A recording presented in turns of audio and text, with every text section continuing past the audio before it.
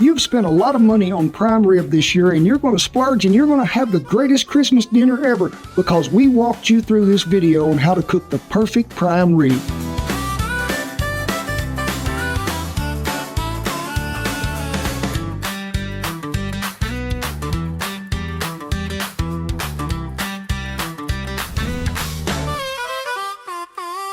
Now, when people say prime rib, that mostly is a marketing term.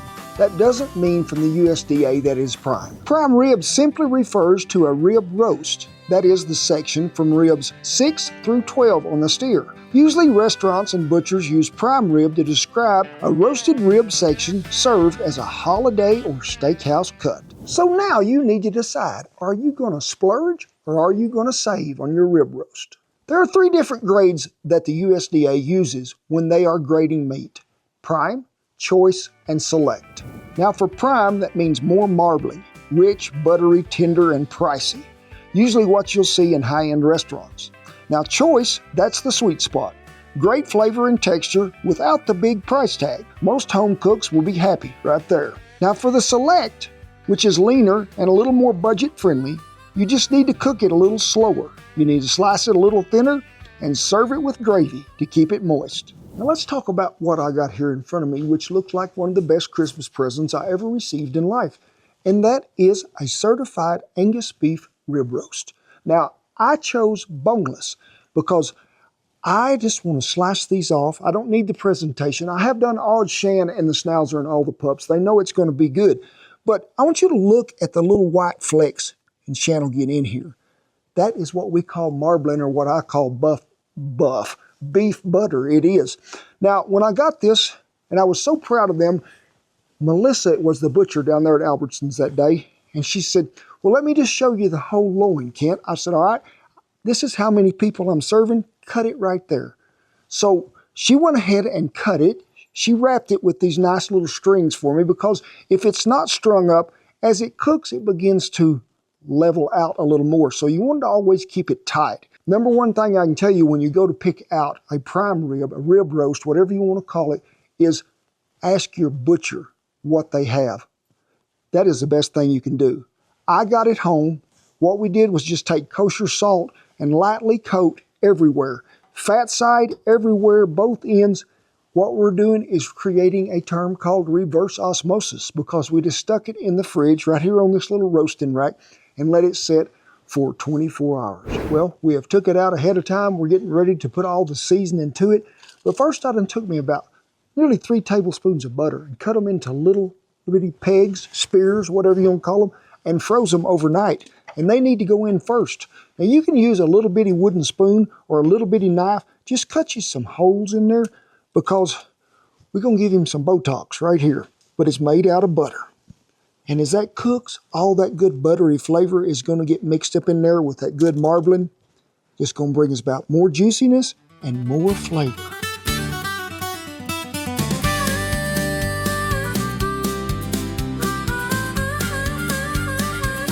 So let's talk about this great coffee rub we're going to put on here. Now really, you got coffee. I then crushed me up some black peppercorn, some brown sugar, and some coriander, some other spices to bring out a tremendous amount of flavor that it's going to be. So let's get her seasoned. Now I want you to know that we end up, fat side is going to be up when we cook. So season this side first. Now this is 5 3/4 pounds of meat. Remember that. So it is pretty big. And you can see if there's a little crease in here where people got mashed, get some in there. You want to make sure that everybody is covered and coated well. Get some on them edges. You know, since we let that set all night, let that salt bring all that moisture up there and then suck it back in, we got to have something to let that bond here. So are we supposed to oil it before we season? Yes, it would be the correct thing to do. We're not hurting nothing here. We just want to give it a little bit of shine and something as an adhesive. And you can use avocado oil, olive oil. So when you get it greased up like this, and don't forget, how many of y'all, have y'all ever forgot something? Me, it happens every day. Shan, not so much. The dogs, no. We're having a little playtime now, Shan. Whew. Everybody's getting excited for prime rib. Now, according to Newton's law in physics, maybe the seasoning will take hold. So we'll see what happens here.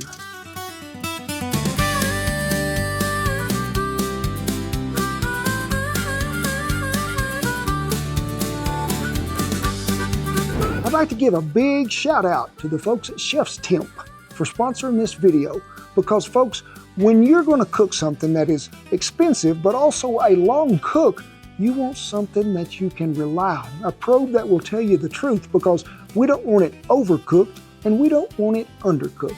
That's why I recommend the ProTemp 2 Plus, because this thing is for longer cooks. You can program it on your phone, put the little probe in there. Accuracy and dependability, that is what is happening.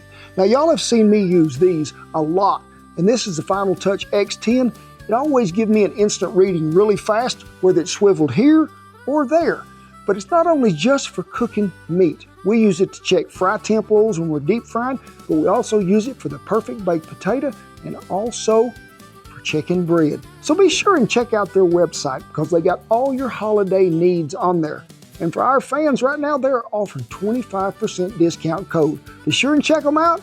Get you some of this, put it in a stocking stuffer, and it also makes a great gift. So make sure you got her covered really well. I mean, a thick coat of seasoning everywhere. Make sure it ends up with the fat side on top. Now, this is 5 3/4 pounds of meat. So we're going to let this warm about 3 hours, just setting it on the counter at room temp. Make sure it's high enough the pups can't get to it. But if you have anything from, I'd say, 6 pounds on up to about 10 pounds, I would let her go about 4 hours. Now, some of you are going to say, hey, I got me one of them 12 to 15 pounders. Hey, I'd go a little more than 4 hours. I'd go about 5. But if you'll cut that roast in half, then you have 2 halves. You ain't got to wait near as long. So we'll get her in there, let her set, warm up, then we'll preheat the oven.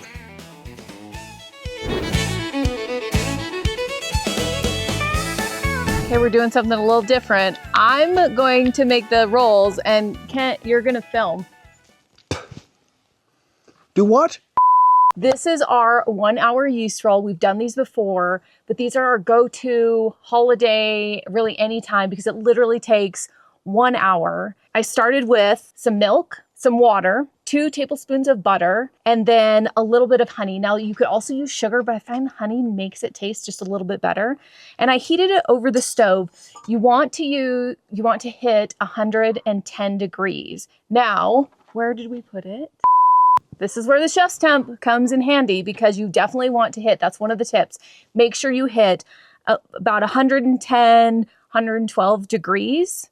You could also do this in the microwave. That's what I do in the house. We're going to take a heaping tablespoon of rapid rise yeast. If you're using the packets, that's about a packet and a half.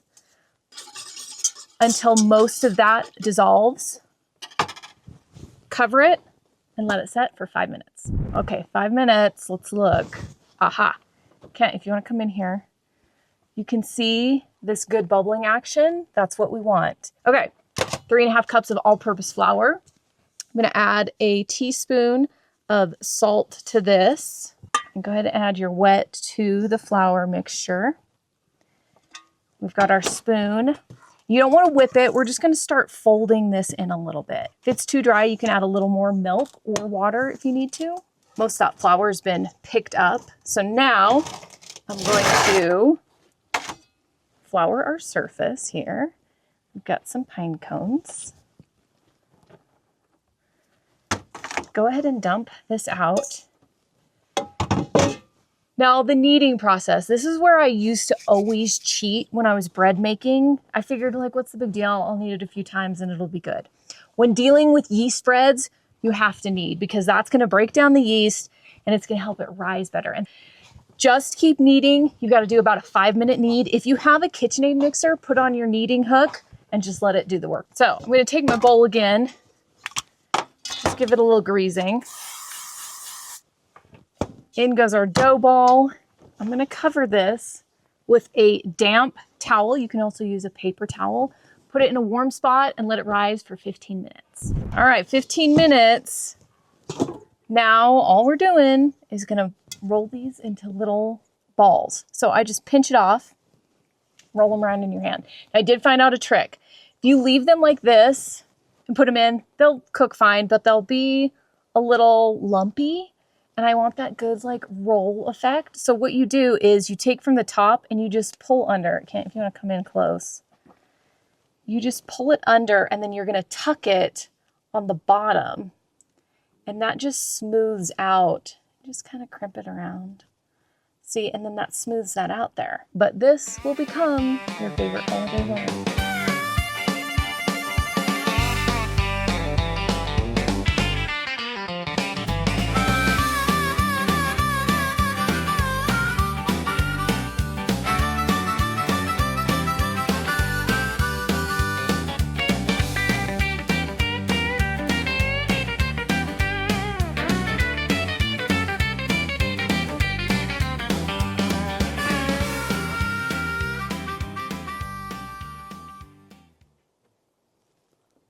Oh, that's a good batch.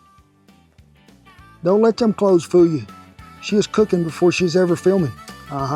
People maybe not know this, but I actually, so if we're on the wagon cooking, I do the breads and the baking and dessert. So that's my role.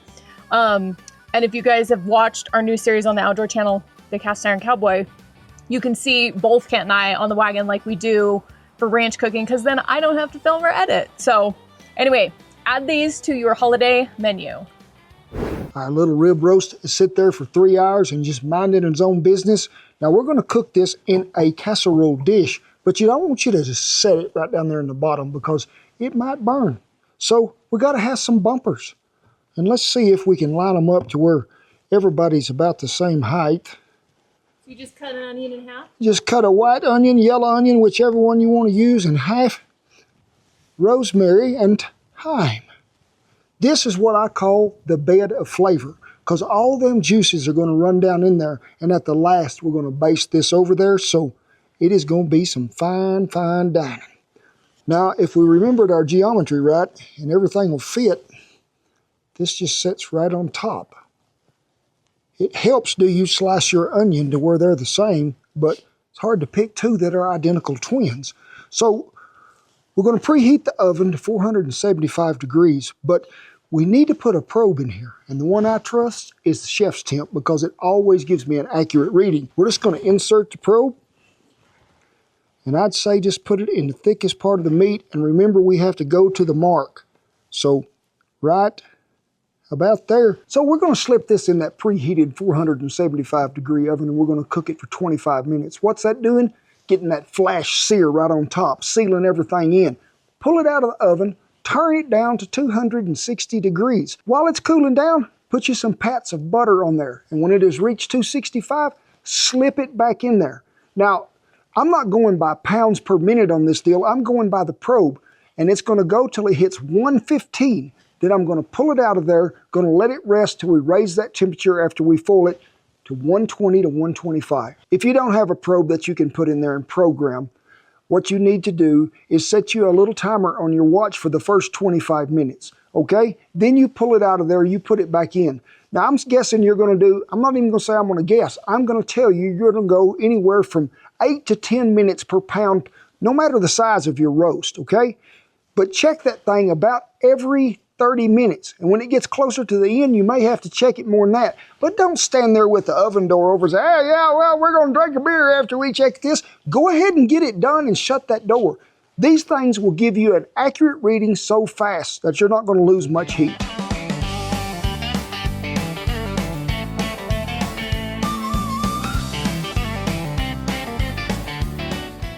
Out in those wide open spaces, when the snow blew across the canyons and the herd settled in for the night, the trail hands looked forward to one thing they could count on: a hot meal from the chuck wagon. In the journals of old-time cowboys, you'll find a mention of sow belly and bacon cooked over coals and the comfort of a hot cup of coffee in the flickering firelight. Let's remember all them old cowboys and all the cooks who forged that trail so many years ago, braving the cold weather and all the elements. But let's also remember those who are away from their families this Christmas. So here are some excerpts from the old journals of cowboys doing down the trail. All in all, my years on the trail were the happiest I have lived. There were many hardships and dangers, of course. That called on all a man had of endurance and bravery. But when all went well, there was no other life so pleasant. Most of the time we were solitary adventurers in a great land as fresh as a new spring morning, and we were free and full of the zest of darers. Charles, good night.